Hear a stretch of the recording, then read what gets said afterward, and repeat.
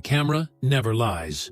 From above, Dubai looks like a promise that was never kept anywhere else on Earth. Towers piercing the horizon like golden needles. Artificial islands shaped like a world map that no satellite can ignore. Penthouses stretching 2,000 square feet, with heated pools and views of the Persian Gulf, where the sun doesn't set. It melts.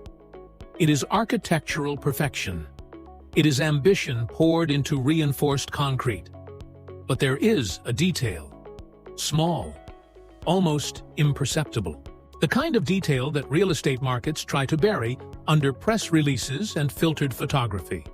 Over the last 12 months, quietly, with no announcements and no press conferences, a growing number of ultra-luxury penthouses in the DIFC district, the Marina, and Palm Jumeirah have been listed for sale. Not by local owners, by international investors, Russians, Europeans, Americans, Asians, the very same people who bought these properties with cash between 2020 and 2023. Anonymous sources inside brokerages that operate in these markets describe a phenomenon that nobody wants to name out loud. A silent exit. Whispers behind closed doors at JLL and Savills offices. Negotiations happening far from public platforms. Sales at prices that, when analyzed carefully, reveal losses that billionaires rarely admit to suffering. What exactly are they seeing that the rest of us haven't seen yet? To understand what is happening right now, you need to understand what happened before. In 2010, Dubai was an open wound. The global financial crisis had detonated its real estate market with surgical precision. Prices collapsed 50, 60, in some cases more than 70%. The Emirate had quietly issued what amounted to a financial distress call to Abu Dhabi, its wealthier and more discreet neighbor, which was answered with a $10 billion transfer and the unspoken condition that the Burj Khalifa, originally named the Burj Dubai, would be renamed in honor of Abu Dhabi's ruler, Khalifa bin Zayed. The humiliation was architected in marble and wrapped in glass. But Dubai is a city built on the refusal to accept geographic, historical, or physical limitations. In 10 years, it completely rewrote the narrative. Between 2012 and 2023, luxury real estate prices in Dubai grew by 132%. The number of millionaire residents increased by 78%. In 2022, more than 5,200 individuals with a net worth above $1 million relocated to the Emirate. The largest inflow of private wealth anywhere in the world that year, surpassing Singapore, Australia, and Portugal. In 2023, Dubai's real estate market recorded transactions totaling more than 412 billion dirhams, approximately $112 billion. The dream was working. Zero income tax, near absolute privacy protections, flawless infrastructure, a geographic location functioning as a hub between Europe, Asia, and Africa, and a narrative that the Emirates sold to the world with extraordinary skill. Dubai is the place where the future has already arrived. Russian billionaires fleeing sanctions, European entrepreneurs escaping rising tax rates, American technologists attracted by the absence of crypto regulation. All of them came. All of them bought. Many of them paid in cash. And now, the same people who arrived are leaving. On April 16, 2024, something that Dubai promised was impossible actually happened. It rained, not the occasional drizzle that the desert sometimes offers. It rained with an intensity the Emirate had not seen in 75 years of meteorological records. In less than 24 hours, Dubai received the equivalent of a year and a half of its average annual rainfall. The images that circulated around the world were visceral, almost surreal. Ferraris and Lamborghinis submerged to their roofs in the parking structures of the Dubai Mall, the largest shopping center on the planet, the supreme symbol of the Emirates' opulence. Underground tunnels connecting skyscrapers transformed into rivers of brown water. Dubai International Airport, the busiest in the world by international passenger traffic. With flooded runways, cascading flight cancellations, passengers stranded for 24, 36, 48 hours. 5-star hotel lobbies underwater, Michelin-starred restaurants with floating furniture, $15 million penthouses with water pouring through the ceiling. Dubai's municipal government blamed cloud seeding operations, the artificial process of inducing rainfall that the emirate uses to combat drought. Independent specialists disagreed. The rain was a consequence of climate change, not weather modification technology. That technical debate remains formally open. What is not open is what the event revealed. It revealed that Dubai's drainage infrastructure, designed for a desert city, is structurally incapable of handling extreme weather events that, according to every credible scientific projection available, will become increasingly frequent. It revealed that the city's stormwater management system was conceived for a climatic reality that is rapidly becoming obsolete. And it revealed, above all else, a fragility that drone photography and developer renderings had never once shown. Billionaires who bought penthouses in Dubai bought the promise of a future that may never arrive. And they are the first ones to know it. The April flood was dramatic enough to dominate global news cycles for 72 hours. But Dubai's structural problems are far older and far deeper. The first problem is the heat that kills. In 2024, Dubai recorded 51 days with temperatures above 45 degrees Celsius. This is not an anomaly. It is a trend. The city sits inside one of the regions that the IPCC classifies as an emerging extreme heat zone.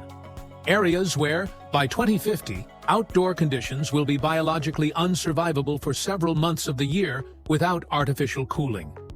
Dubai's energy infrastructure already operates near its limits during summer. Air conditioning accounts for more than 70% of the Emirates' electricity demand during peak months. As temperatures rise, the cost of inhabiting these luxury apartments increases exponentially. Energy bills that are already substantial will become extraordinary, and the resilience of the electrical grid that powers the cooling systems, the elevators, the security infrastructure of these towers, that resilience is beginning to be questioned in ways it never was before. The second problem is a shift in the tourist profile that is quietly eroding the city's economic model. Dubai built its economy on ultra-premium tourism. In 2023, the emirate received 17.1 million international visitors, a post-pandemic recovery that appeared to confirm the eternal growth narrative. But the numbers conceal an important erosion. Spending per tourist has declined. The profile driving recent growth is not the European millionaire who used to spend 2 weeks at the Burj Al Arab. It is a middle-class traveler from the Indian subcontinent and Southeast Asia, attracted by aspirational branding and accessible package deals. Excellent for the gross numbers. Deeply problematic for the ultra-luxury hospitality sector, which depends on a density of spending that this profile simply cannot sustain. The narrative that Dubai is a global elite destination is developing visible cracks. The third problem is what might be called the invisible debt of image. Dubai is a brand, not merely a city. A brand managed with the precision of a multi-billion-dollar marketing operation. And like every brand, it depends on perception. When images of luxury cars submerged on streets go viral, when the world's most visited airport appears on social media with passengers sleeping on terminal floors, the damage is not merely logistical, it is reputational, it is systemic. And in the ultra-luxury real estate market, image is not just part of the product. Image is the product itself. The fourth problem is one that nobody in the industry wants to discuss openly. Dubai was built literally by imported hands. Approximately 88% of the Emirates' population consists of expatriate workers, the majority from South Asian countries: India, Pakistan, Bangladesh, Nepal. The working conditions of these laborers, particularly in construction, have been documented by organizations including Human Rights Watch and Amnesty International with a consistency that is impossible to dismiss. 12-hour shifts in extreme heat, passport confiscation, recruitment debts that trap workers inside contracts they cannot legally abandon. This system, known as kafala, is under growing international pressure. Reforms were announced in 2021, Implementation has been gradual and uneven, but the international scrutiny, intensified dramatically by the 2022 World Cup in Qatar, which cast brutal light on labor conditions across the Gulf, has not disappeared. For institutional investors and European family offices that are increasingly required to meet ESG criteria, holding assets in markets with a documented history of labor exploitation represents a reputational risk that is beginning to outweigh the tax benefit.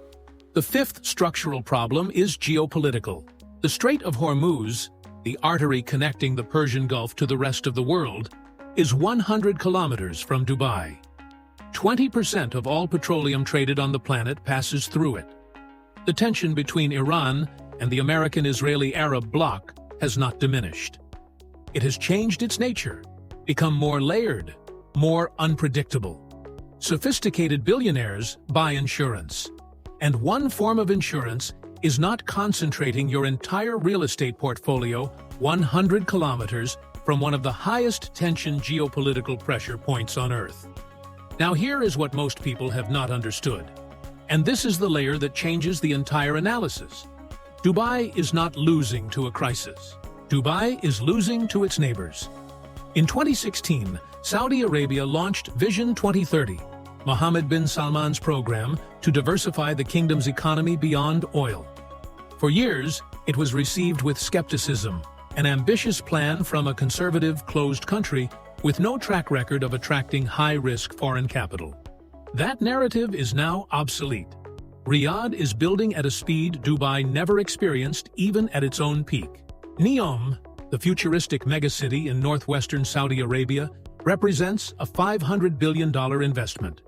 Saudi Aramco is today the most profitable company on the planet. The PIF, Saudi Arabia's sovereign wealth fund, manages $770 billion in assets and is acquiring stakes in everything from Newcastle United to Activision Blizzard.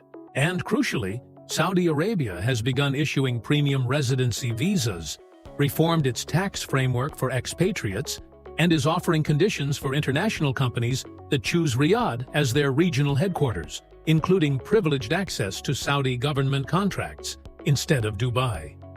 This is not coincidence. This is strategy. But the twist does not stop there. The flow of Russian money that sustained a significant portion of Dubai's ultra-luxury market between 2022 and 2023, when oligarchs fled Western sanctions, has begun finding alternative destinations. Abu Dhabi offers more discretion.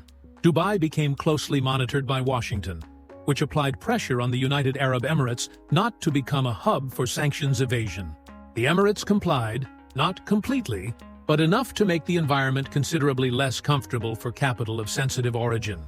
The practical result is this: capital that arrived quickly, driven by geopolitical urgency, is leaving with the same velocity. Not because Dubai ceased to be attractive, but because the context that brought it here has fundamentally changed. And there is one final layer: Singapore. The city-state that Dubai has always watched with a mixture of admiration and discreet competition. In 2023, Singapore became the #1 destination for ultra-high net worth family offices globally. Not by accident, by design.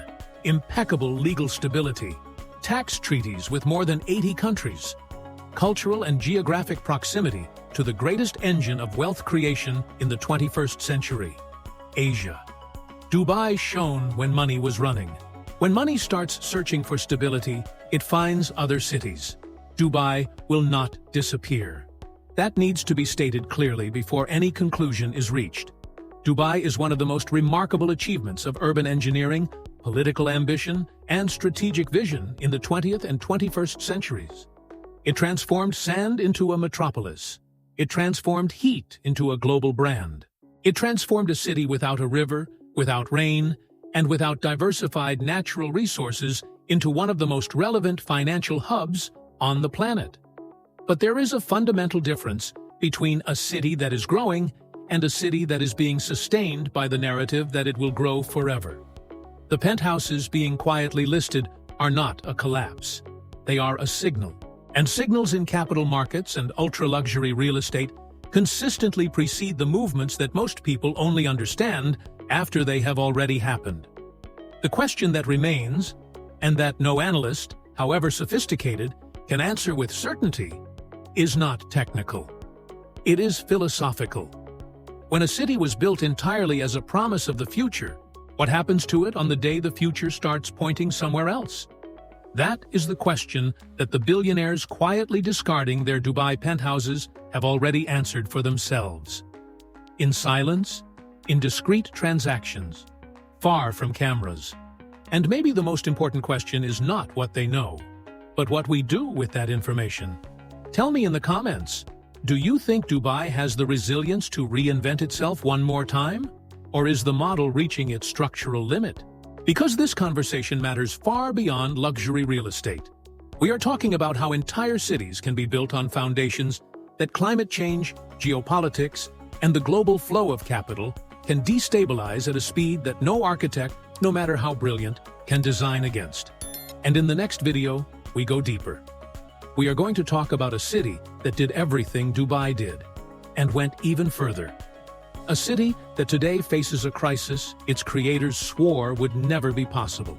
A story involving sovereign debt, ghost investors, and an urban project that may be the greatest economic miscalculation of the 21st century. You do not want to miss it.